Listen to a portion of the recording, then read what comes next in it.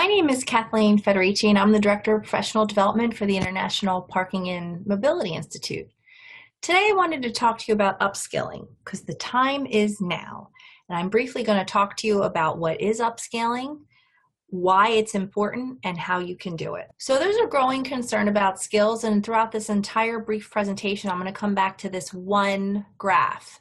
On the right are the years, and on the left are the percentages, and they correlate to, for example, in 2019, 79% of CEOs said they're concerned that their employees won't have enough skills to match the innovation and growth that they want for their company. This is really the reason, one of the reasons why upskilling has become important. The other one, most notably, would be the pandemic. Now, the digital economy is here. We even have a shortage of coins at the moment. So there's a relentless commitment to customer access, customer experience, customer loyalty, efficient use of data, achieving more with less. Of course, that's the position everyone is in right now, achieving more with less. So upskilling is this process of preparing the workforce to fill these new positions. So according to SHRM, the Society for Human Resource Management, training current employees helps companies meet their evolving business needs and gives the workers skills required to rise to the new heights. And if you look at this graphic right here, you'll see what we just talked about. 79% of CEOs are concerned about employees' lack of essential skills and identify those lack of skills as a threat to their business. 60% of employees believe their current skill set will be out of date within the next 3 to 5 years. 46% of CEOs cite significant retraining and upskilling is a top strategy for them to close that skills gap. I have been asked by many people who unfortunately have been furloughed or laid off in our industry, what can they do? Take this time for yourself and you can get a certificate, you can get a credential. I know Google has a lot of credentials and certificates at no cost. And just work on upskilling yourself at this time if that's a possibility for you, because it's very important to continually do. So I talked a lot about upskilling, and I have not yet addressed the definition of it, but it does refer to the process of individuals learning new skills. So we're going to address this definition right now. It describes the shift in the workplace caused by technology. So I wanted to let you know that, employers such as hospitals and pharmacies and grocery stores and manufacturers are grappling with an increased demand due to coronavirus, right? So they're teaching their current employees new skills. It's the same thing we're doing. I hear it in our shop talks. I hear it in our roundtables. For example, I've heard examples of enforcement employees not doing their enforcement job, but maybe perhaps cleaning buses or cleaning different things, or their job has changed in some way. The same is going on in all these other organizations as well. For example, a company called My Pillow Inc. creates bedding.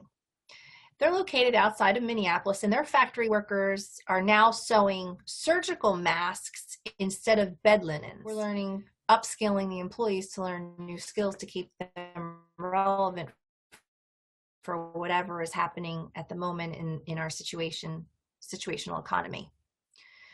So upskilling is the process of acquiring new and relevant competencies needed today and in the near future. I say the near future because, as we all know, things change very quickly. And upskilling is basically the ability to work socially in a digital world, because that's what we're all in right now. Technology allows people to post things and communicate ideas very quick. This is not your grandmother's upskilling. This is not what you think about when you think about upskilling, but it is. It's being able to work socially in a digital world and being able to be successful at that. So the time is now. So help upskill your employees during this time. So when we rebound from the pandemic, we'll be ready, says Ohio Lieutenant Governor John Husted. He said this at a press conference this year. When we come out of this pandemic, the digital economy will be even more powerful than it is now. It is time to upskill yourself now. And referring back to that chart in the beginning of this short presentation, by 2022, more than 54% of all employees will require upskilling, and this is according to the World Economic Forum. We know there's a wide gap between vacant positions requiring new skills and the competent candidates to fill those vacant positions. That's what a skills gap is. A recent Career Builder survey found that nearly 60% of employers have job openings that stay vacant for 12 weeks or longer. and HR managers say extended job vacancies cost the companies $800,000 annually. And the main causes of the skills gap are the aging workforce. The baby boom generation has been retiring, and with them are not only some of their positions hard to fill, but they're taking the knowledge with them in that process, and that's hard to come back from because it gets lost. Then there's a skills gap due to digitalization, which we're in the middle of the so-called fourth industrial revolution. You know, we have developments in fields like artificial intelligence, robotics, and other advanced technologies that are happening faster and faster. And the nature of those jobs, by extension, needs the skill set to keep up with them. So I'm just going to give you quick examples of two companies that have upskilled. So one is for about a sales team, and it's from a company called Skilled Up. They specialize in product training and skills development. And they upskilled 600 sales consultants in a week. And this is how they did it. They developed a face-to-face training, which is not feasible at this time. And they attended a face-to-face the consultant sales training within 1 week on how the new products were to be incorporated into the existing product suite, and key messages and questions and the language that they wanted them to use. But then they reinforced it with micro-learning, but in their terms, micro-learning was about 1 hour. You know, when they're on the road, they can access it electronically whenever's convenient to them, online learning.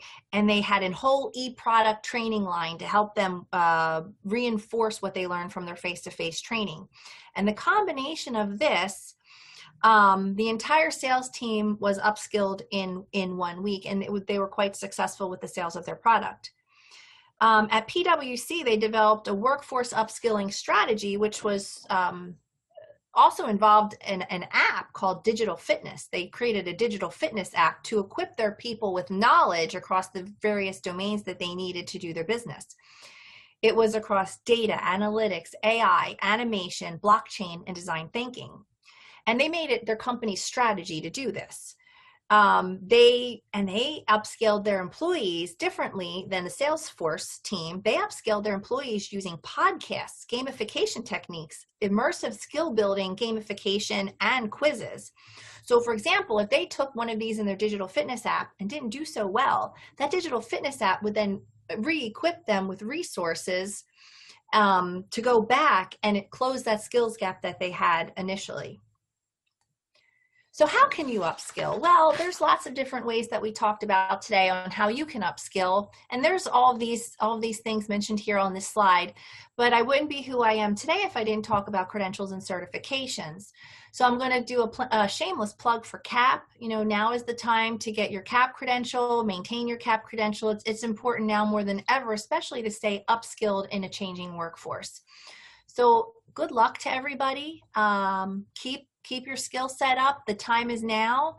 Never stop learning. And if you wanted to reach out to me for any reason at all, please, my contact information is right here, and I'd be happy to speak with you. Thanks so much, and have a great day.